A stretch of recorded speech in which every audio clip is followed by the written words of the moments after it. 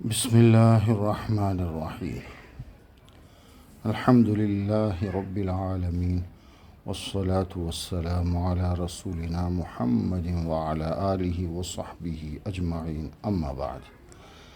ایک نماز کا مسئلہ ہے کہ آدمی نماز پڑھتے ہوئے اگر ہنسے، قہقہا لگائے، زور سے ہنسے تو کیا اس کا وضو ٹوٹ جاتا ہے؟ اسے دوبارہ وضو کر کے نماز دہرانا پڑے گا؟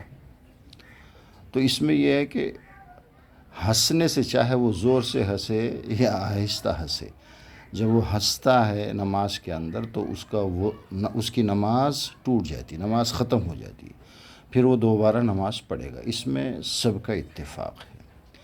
لیکن وہ ہنسنا اگر کچھ زور سے ہو، جسے قہقہا کہتے ہیں اردو میں، تو کیا وضو ٹوٹتا ہے؟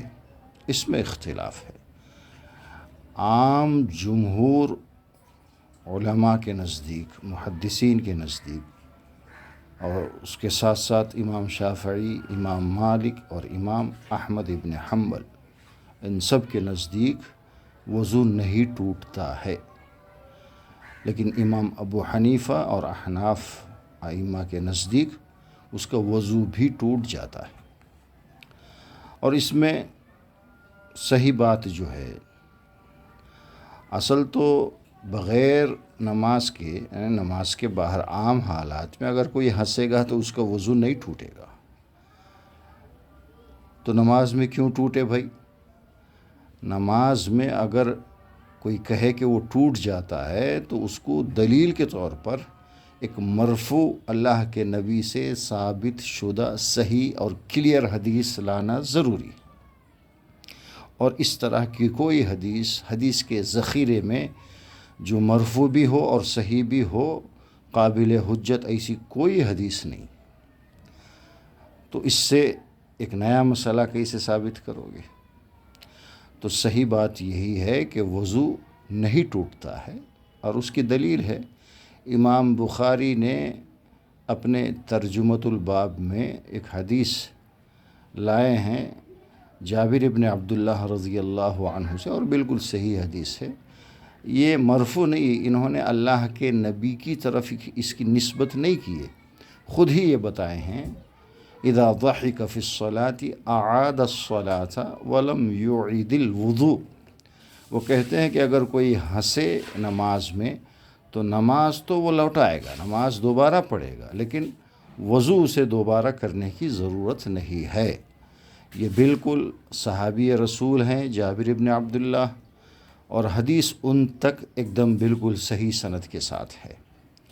اور کسی بھی صحابی کی کوئی ایسی حدیث جو دینی مسائل کے بارے میں ہو اور انہوں نے اللہ کے نبی کی طرف نسبت نہ کی ہو، تو اس حدیث کا درجہ بھی مرفوع کے درجے میں ہے، ورنہ کوئی صحابی اللہ کے نبی کے بتائے بغیر کوئی کیسے یہ کہے گا کہ نماز ہوگی نہیں ہوگی، وضو ٹوٹ جائے گا نہیں ٹوٹ جائے گا؟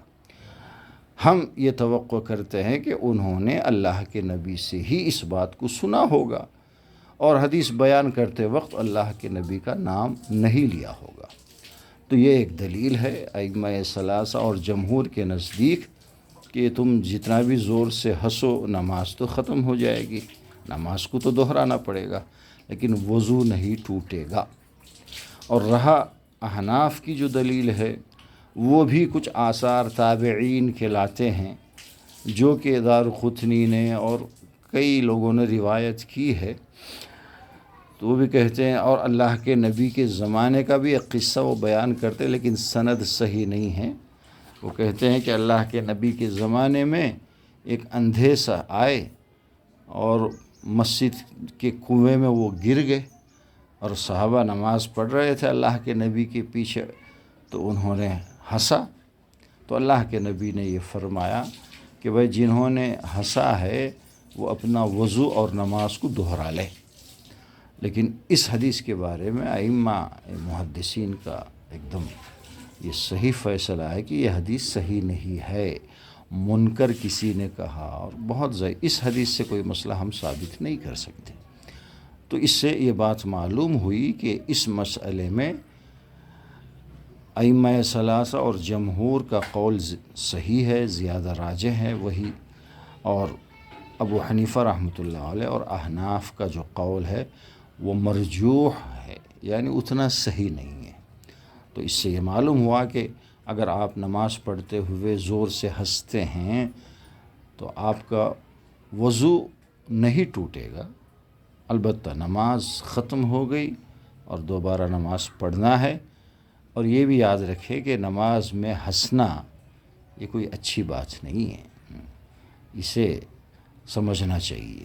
مسئلہ تو ہے، یہ حکم ہے، اور دینی مسائل کا صحیح سمجھ بھی بہت ضروری ہے، لیکن آدمی اللہ کے سامنے کھڑا ہے، وہ کھیل کود ہنسی مذاق یہ تو نہیں کرنا چاہیے۔ وآخر دعوانا ان الحمد للہ رب العالمین۔